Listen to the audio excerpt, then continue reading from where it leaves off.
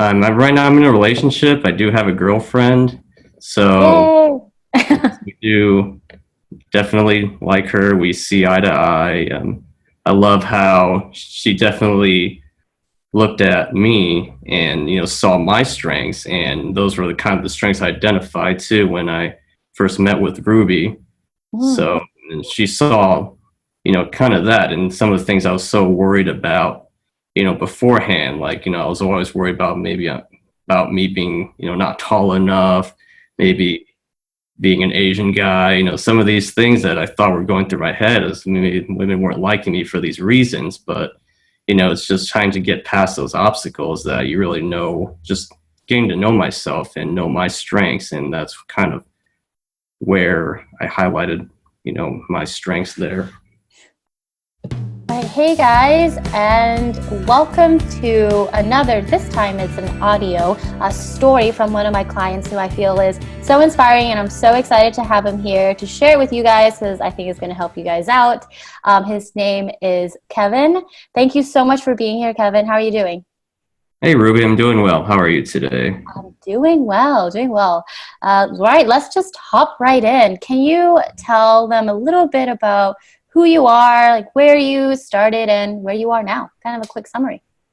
So again, Ruby said my name's Kevin. I'm 32 years old right now. I'm an engineer. Before meeting Ruby here, I really didn't have much of a dating experience. I've gone on a few dates before then. They were usually just, met for dinner or for coffee, just kind of a one-time thing, and it didn't seem like it went through after that. Uh, I talked with a lot of people I've met either through school or through work or some other events, but I think my weakness there was I was always, seen as the nice guy. I was always getting friend zoned, and that to me was very frustrating. So, I mean, I wasn't sure how to get out of that friend zone because I knew I had to be a little more confident in myself. That's what a lot of women out there look for. So, my biggest question about where I was back then was how can I be a more confident person? How can I avoid staying out of the friend zone? How can I meet women either online or through some of the other events going on through town? And I was always scared of approaching people as well. How do you get away from that awkward silence? Those were things I had question about. And after going through some of Ruby's session here, I learned about just being myself is probably the biggest thing I learned from the from the sessions here was just being myself and know my strengths and weaknesses, and respect who I am. But yeah, so I kind of took those lessons, and yeah, here I am now. I'm in a Awesome. relationship with a girlfriend. You what? Where are you now? Right now I'm in a relationship. I do have a girlfriend, so Yay! we do definitely like her. We see eye to eye. I love how she definitely looked at me and saw my strengths, and those were the kind of the strengths I identified too when I first met with Ruby. Mm. So and she saw kind of that and some of the things I was so worried about beforehand. Like I was always worried about maybe about me being not tall enough, maybe being an Asian guy, some of these things that I thought were going through my head as maybe women weren't liking me for these reasons. But it's just trying to get past those obstacles that you really know, just getting to know myself and know my strengths. And that's kind of where I highlighted, my strengths there. That is awesome. And I love that because you pinpointed all those things that you were afraid of before. And I remember that too in the beginning. You thought that those were all big downfalls of yours. And behold, your girlfriend right now seems to appreciate it. Is that correct? Is that what I'm hearing? Like she actually likes you for all those things. Right. Like I knew personally, I love, as I identified Ruby, like I'm a pretty adventurous person. I like to go out. I like to try new things. I'm always curious. I'm always asking a bunch of questions. I'm always up to try new things. And, those were things that, I knew I liked to do, but I didn't think was an attractive feature of myself. It's always the wrong things you're focusing on. It's like, oh, how do I look today? Is my I feel Mhm. like I'm too short compared with some of these guys that you see out there, and just the things that you weren't focusing on correctly, or things that you weren't focusing on. Right. Great. And how do you think, and you can even talk about some specific topic that we went through, but how do you think specifically my guidance helped you in that? Like, was there any moment you remembered or the way I coached or the way I guided where you're like, okay, this is where I need to go. And it started clicking for you. I think the biggest change was just learning about myself more, and my personality kind of thing. I think taking a personality test, which I'm surprised no one's ever told me to do before, I think was a big help for me, just because you're always feeling like you have just kind of this unique personality. And like, I was shocked that when I took my personality test and I read about it, like how true it was, that some of the way I feel is very common between other people as well. And it's not just limited to me. So once I understood, like, some of these, like a lot of the personalities, like, have different strengths and weaknesses. And when I was reading some of those strengths and weaknesses for my personality, I kind of knew, I was kind of surprised too, like how true they were.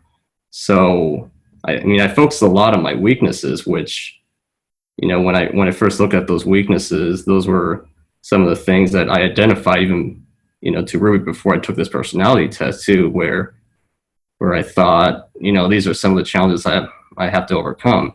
And I think once I knew that, this is not just me, that this is a common weakness out there with people with my type of personality. And, once you work on steps to overcome some of those things, like, I'll identify one of my weaknesses. And it even said one of my number one weaknesses was being a perfectionist. And I was always concerned about failing, Mm. and I think the biggest fear is the fear of rejection. And because getting rejected doesn't automatically mean that is what I originally thought was, I was such a perfectionist that just because someone rejected me once, it means I'm a total failure, which you Right. know that's definitely not true. Of course, people get rejected all the time, and it's not always my fault. Maybe it's just I'm not the type of person that she was looking for. So I think that was one of the greatest lessons too, was just learning to get over that fear of rejection and learning how to move on, and not, holding it personally, not holding a grudge towards, Mhm. just not holding that grudge and, giving up right there just because she rejected me once. It takes, getting rejected, once you get rejected a few times, you definitely feel more comfortable, because just knowing that it's a part of life. People get rejected all the time. It's just not, it's not always because of me. So I think Yeah. that's probably the biggest lesson there. You said two really valuable points there. And one is understanding yourself. I think it's helpful to really get who we are and accept it, which is what you had to do. You're like, this is who I am. I thought it was a weakness, but no, it's just part of who I am. Accepting that first. And then the second point was about, I'm hearing like not taking things personal. So, what is unique about your journey is that we did have some tough times. Like, there were some lows that you went through. And I wanted to ask you, what got you through those lows? What got you back up? And even after we stopped working together, you continued on your own, even when I wasn't around. So when you hit those lows, what did you do? Uh, yeah, usually when people are in a dating situation, like me, always, obviously, we seek guidance because we're frustrated, and just because we're so focused on, finding that person, and we're just so focused on being in a relationship or trying to find somebody, that we kind of forget, that we have things that we love to do. Like, I talked about kind of myself, I have a lot of hobbies. And when I was focusing on this, I was stressing out so much about trying to find somebody, that I kind of lost interest in, some of my hobbies, just because I was, so Mhm. focused on this. And, everyone knows dating is stressful. And, for me, I kind of got into that downside where, I was so frustrated because I was, talking with girls online and, they didn't connect, or, I was in the middle of messaging somebody where I thought it was good. And, for some reason she deletes the conversation, and it gets frustrating. And I think what really helped me was, all right, let's just take a break from this and let's just do the things I like. And, I kind of just put this aside, let's think about, let's just focus on things I like to do. So, I just kind of took a break from this, and, I focused on some of my hobbies. Yeah. And I think once I was ready again, I'll be all right, let's start over, let's start fresh, let's look at what I need to work on. So it was just, How are you feeling now? Was it all worth it? yes, it was definitely worth it.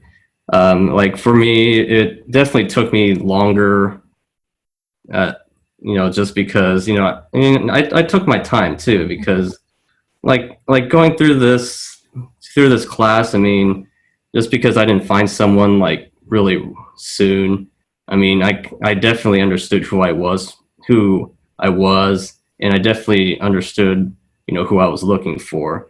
So even before I met my current girlfriend now, I did go on a few other dates as well, but it was this time I knew that, she wasn't someone I was looking for. And that's another lesson that I thought was great too, is just identify who you want. Because I think that's another mistake people make too, is just like they go through this and they don't know who they're looking for. They just want somebody to be with, and the relationships there aren't always, they're not always happy there because they weren't meant to be together, or they just weren't seeing eye to eye. So this time, my current girlfriend, like, I knew this is the person I was looking for. She was someone I was looking for, and it just kind of connected that way. Awesome. Awesome. And so previously you did also mention obviously the obstacles you have to go through this, obviously the lows and the pain. So it's a very vulnerable topic for people. A lot of people are too scared to get help on something like this. It can be shameful. And you're obviously Asian as well. And even believe we talked about this in culture, getting help and things like that. It can be looked down upon. So can you speak to that? And what would you say to them that may think it's a little bit shameful? How did you overcome that and, well, start working with me? It's just to identify that, it's kind of like seeking help for, it's getting over that fear of asking for help. A lot of people, when they feel depressed, it takes a lot of courage to go to see like a psychiatrist or somebody. And, at first you're always like, I definitely don't want to see a psychiatrist. It's embarrassing.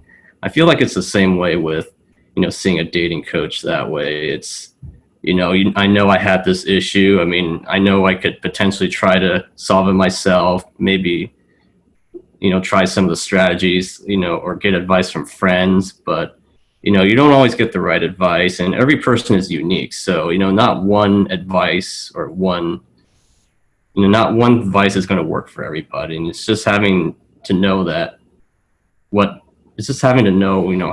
type of help you need and what kind of guidance that you need is what I thought really helped. Yeah. And what are the reasons that you noticed this investment was worth it and that made you take that plunge? Yeah, when I first talked to you, Ruby, you definitely identified, just by talking to you, you knew that, you could help me, that when I talked to you, I kind of talked to you about some of my weaknesses, and even some of the things that I was identifying, like I didn't know was a weakness. You kind of said, oh, that's something we can easily fix, or that's something we can easily correct. And, I said, why not? I mean, let's just give it a try. That's just kind of the person I am. If what can you get? I mean, what can you lose? Is kind of the attitude I went in with. Awesome. And so a couple more questions left here. To anyone that hasn't watched much of me or know me, how would you describe kind of my coaching style and what helped you? Right. Okay. So yeah, I think what helped the most is just giving me assignment, just working and guiding my way through it, because just having to identify these, having to do the assignments, having to identify myself, going through those things. And, I knew I could always count on you to, if I was struggling at one point, that, you would give me the best advice that I can. Um, and, you essentially, it's just instilling like trust between us that I'll do these assignments, and I know I could trust Ruby here to, give me some of the best advice I could, or she can. Thanks. I try to think I give some pretty good advice. And now, coming out of this, what qualities do you think one needs to be successful in this and be like you and reach this point where you feel confident and in a relationship now? What qualities do they need in this process, do you think needs to be there to get there? So I think a couple of things that one needs to think of is, yeah, just trusting in you, and just doing one assignment at a time. Sometimes it gets a little frustrating and be like, why am I doing this? Can I just move on to some of the stuff I know I need work on? Like, just trust that the assignments that you get, trust in Ruby that she'll get you there at one point, but we all have to start somewhere. And just being dedicated, just doing the assignments, and they're not difficult. They definitely help you understand yourself more. And obviously, I think the biggest thing was just be patient, is I think another good advice for this. I mean, it being, especially from where I was to where I am now, like it took a lot of time for me to get from A to B. So I feel like I'm a lot more confident now, just because I took that time and I trusted the process, and I listened to you and took your advice, even well after, our sessions were over. Like this, I could still hear Ruby in my mind being like, all right, what would I do in this situation? How can I apply what you taught me to the situation I am in now? I'm glad, and you're not the only person that has said that after the fact. They're like, sometimes I still see you like on my shoulder, and you're just kind of telling me, like, oh, what to do or whatnot. But that's fantastic. And last but not least, people that are usually listening to this are usually right on the edge of almost working with me. So, what would you say? And you could talk directly to these guys. What would you say to them if they're just making that final decision of whether to do this or not? Bottom line is, what's it going to cost you? It's like, my mentality is, let's just do it. I mean, like I said, what's the worst that can happen? For me, it worked out great. I mean, others, it may take some time, but in the end, you'll feel better about yourself, just knowing that, you identified that you have an issue, you have a problem, and, I want to fix it. So, just do it, I guess. Thank you. I know it's such a logical way of thinking, right? And at the end of the day, I just want to remind everyone that the reason why I found Kevin's story so inspiring is because he is one of those that, yeah, it was after the sessions that he kept doing these practices and what he's learned, and he was patient. And it's not like I can ever say I guarantee a girlfriend. And I remember mentioning to you that I can't control every lady that's out there. However, everyone usually leaves this feeling like what you're saying, like confident, like I know now, I know what I'm looking for, I know who I am. I just have to keep going and be patient, and that's okay. So it really is a true question. It's like, what is there to lose? Unless you don't do any of the work, then there's an issue there. But but if you do the work and you trust the process and you do the assignments, then you'll be in a better spot for sure. So thank you so much, Kevin, for being here. I really appreciate it. Like I said, your story is great, and I'm so happy for you. I'm so happy that you found someone that has really liked you for, well, cheesy as it sounds, all of you. And is she just as adventurous?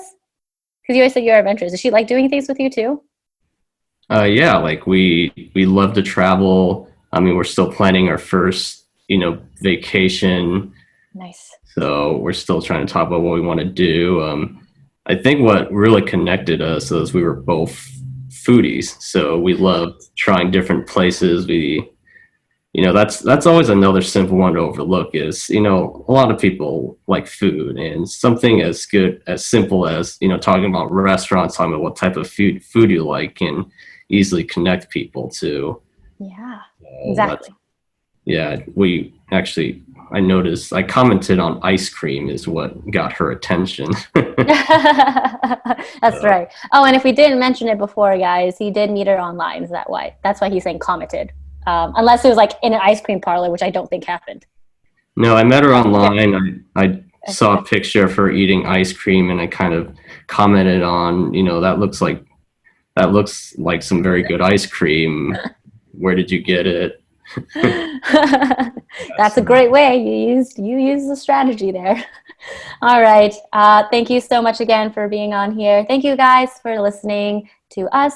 And hopefully, this will inspire you to make some change and get out there. You can do it. Kevin did it. And you can find that person too. Thank you so much for being here. Thanks, guys. thank you.